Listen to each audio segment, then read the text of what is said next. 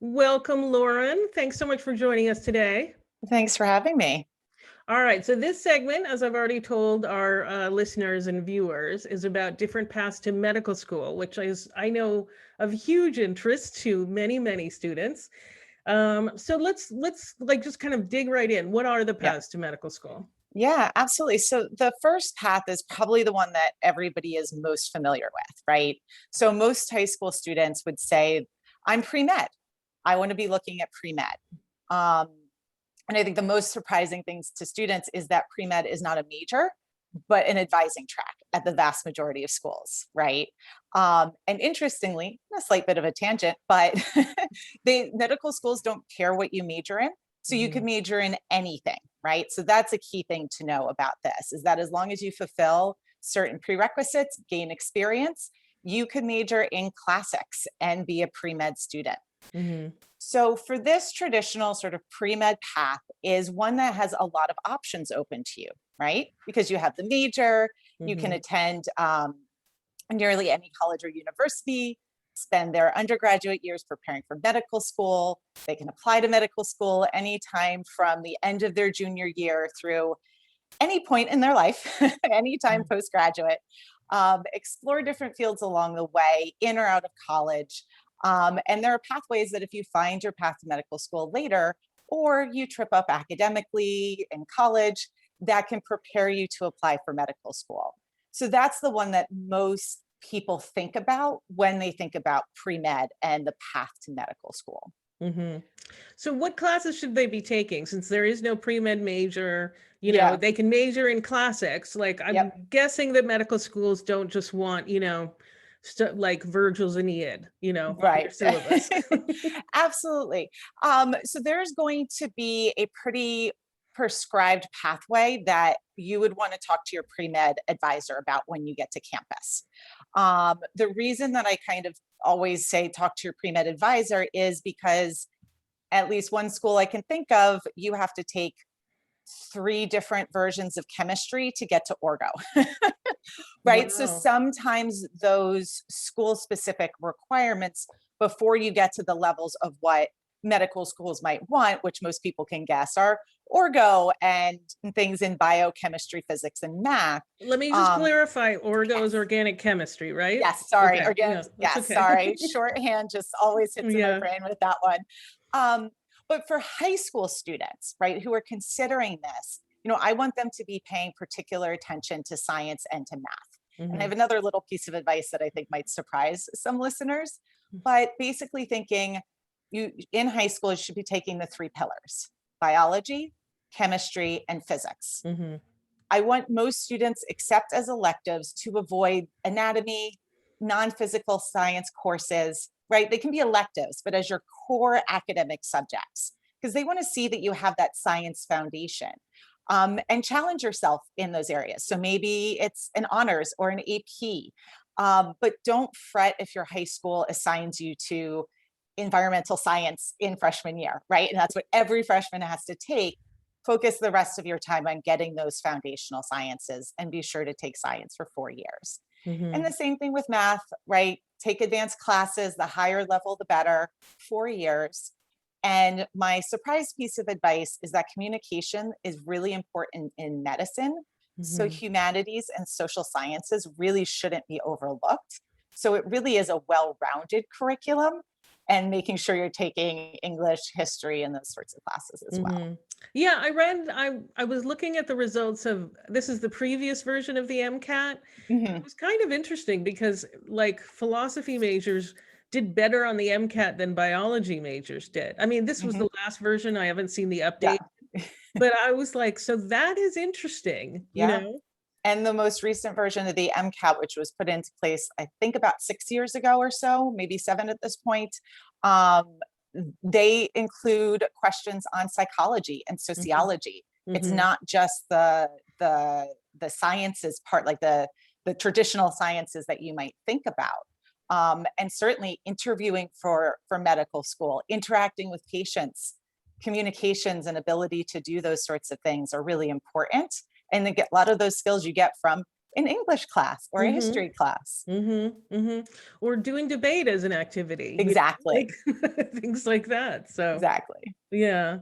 All right. So, and what you mentioned pre-med advising. Mhm. So what does that look like? Yeah. So pretty much every school will have some sort of pre-health or pre-med advisor. Where it's located and the structure might vary school to school. For some, that might exist in the career development office. In others, they may have a devoted pre-med or pre-health office. Others, it might be a pre-professional advising, right? That encompasses pre-law and other areas as well. Um, and so it's just going to vary by campus. You can ask your residential advisor, your faculty advisor, they'll know how to steer you in that direction and is likely information that you would come across in enrolling in college. Mm-hmm. Okay. All right. Great. All right. And so what is another path? And I admit that I'm somebody who really just kind of knows mostly about the pre-med path. Mhm. So yeah, let's dive into Yeah. the others. Yeah. So the other one is early assurance programs. So most families are not aware of these as opportunities. They are a little bit more hidden, but not hidden on purpose. They're just not something that comes up that often in the college search. And so an early assurance program is when a medical school partners with one or more undergraduate colleges and allows their students to apply when they're a sophomore or a junior and receive a conditional acceptance. Mm-hmm. Right. So, these, like I said, are harder to find. Sometimes you can find them on the undergraduate college's pre-med advising website. I've been seeing that a little bit more. A couple of years ago, you really couldn't find them.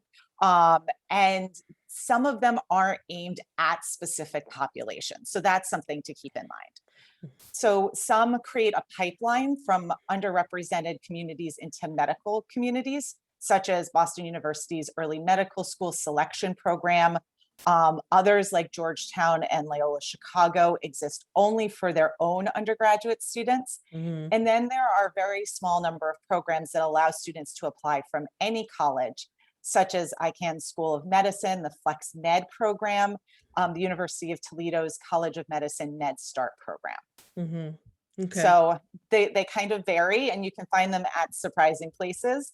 One medical school that has a lot is the University of Rochester, and at a lot of smaller liberal arts schools across the Northeast and in the South as well. Mm-hmm. Okay, great. Yeah, I knew University of Rochester had really good Yeah. kind of pre-med in general, and sent a Yes. student there recently for pre-med. So she was very excited about her opportunities there. Yeah. All right. What kind of students would benefit from early assurance?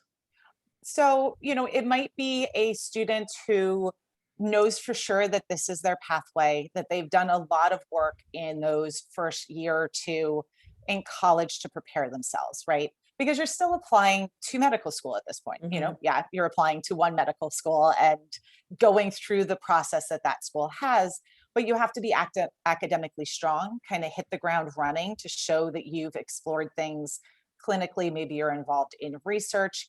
It doesn't mean that your application is going to look identical to someone applying to medical school after having 3 to 4 years under their belt, right?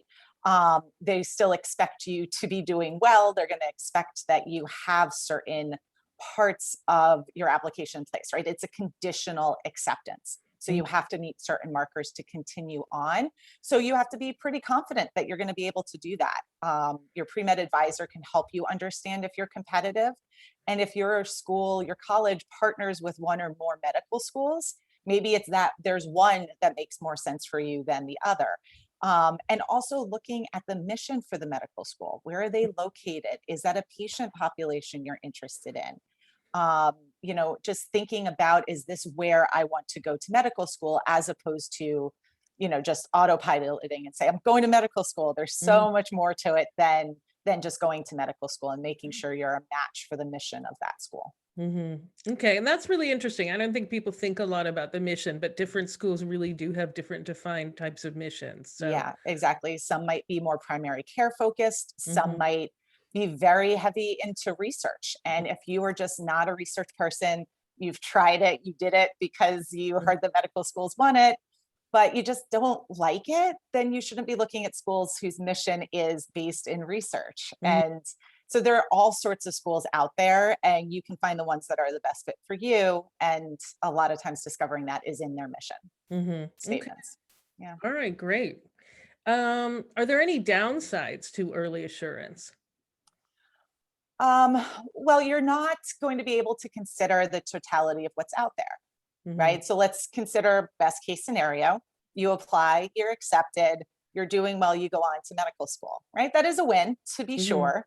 But you aren't going out and saying, okay, what is the totality of the medical schools I could be applying to, Hmm. right? What are the different locations I want to be looking at to continue my medical education? So that can be challenging, right? You're Hmm. deciding fairly early in your college career where you might be going to medical school. So that's something to keep in mind. But for some students, right, they think, hey, I know exactly where I want to go, and it's paired, and I knew about this Hmm. early assurance, and this is where I'm going to go. So it can be a great pathway. Hmm. Um, the other thing is that it's not a lot of students each year from individual colleges. So I know, I think it's Arizona State's Honors College has a pairing with their medical school, and it's only 10 students a year. Hmm. And I don't know the numbers out of some of the smaller liberal arts schools, maybe paired with Rochester or similar schools or George Washington, but I can't imagine that they're accepting a lot of students. So it's pretty competitive for those that are interested. Um, Hmm. so just something to keep in mind, but definitely something I tell my families about, because I think it's a great alternative to pre-med and what we're going to be talking about next. Okay, so let's perfect transition. Sure. Let's move on to that. What is the third option? Yep. So the third one is a BSMD program. And so what that is you apply to an undergraduate school, and you're admitted to that undergraduate school. And, if admitted, you are conditionally admitted to the medical school affiliated with that school. Hmm. Um, this is really designed for students who have been certain of their medical path for a long time, who Hmm. have been preparing academically and extracurricularly for most of high school. Um, and, again, it's a conditional acceptance because usually there's a lot of programming and support and requirements out of the BSMD program once you get to the undergraduate. You might even have to take the MCAT, which surprises families. Hmm. Most of the time, you do still have to take the MCAT. They're typically 7 to 8 years. It's very rare to come across a 6-year medical program. So it can shorten that time. But another surprising fact is that a lot of students take 5 years to complete medical school because they take a year off to do research to be competitive for residency. So Hmm. it might not really, really shorten it all that much, depending upon your perspective. Um, and a lot are only open to US citizens and permanent residents. Hmm. So that's another thing that really surprises families when they dig in. Hmm. All right, so we only have 2 minutes left, but I do just want to quickly, I think people think the BSMD program is like amazing, and obviously there are Mhm. wonderful things about it, but let's just quickly talk about a few of the disadvantages there Yeah, too. yeah. So again, you are deciding where you're going. So assuming you get in, you're deciding where you're going to medical school when you are 17, 18 Mhm. years old, right? You don't know what college is going to bring. You don't know where you're going to be at the end of 4 years. For some students, that's exciting, but you want to be thinking about, do I want to spend the next 8 or so years in this one location, Mhm. right? Is this what I want to be doing? A lot of schools that are more selective don't have this program. And sometimes, students do step out of the program and look around and kind of wish that they had gone somewhere else. It doesn't mean that selectivity is the most important thing, but these Mhm. students, it is very, very selective to get in. And Mhm. so sometimes these students are pairing BSMDs with other selective schools and realize that it's not quite the same fit for them. Mhm. Um, there are benefits, right, from research to relationships and that continuity. But Mhm. for other students, that can be really stifling. Mhm. Um, so it's a lot to think about, and a lot to make that decision when you are 17 or 18 years old. But it's Mhm. certainly the right decision for some students. Right. Absolutely. Yeah, just think about it carefully. Yeah. All right. Well, thank you so much, Lauren. Yeah. Thanks for having me. All right. And thanks so much to Landis and Michelle. And listeners, get ready for our show next week. Beth Heaton, our regular host, will be answering listener questions with Shannon Vasconcelos, college coach, finance expert, and getting in regular. And finally, I want to remind you that you don't have to listen to our shows live. Every show is accessible 24/7 on the Voice America website. And you can also download every show for free on iTunes. And if you want to search for a particular show topic, you can go to our blog page at blog.getintocollege.com. And last, don't forget, we're here every Tuesday at 4 p.m. Eastern, 1 p.m. Pacific.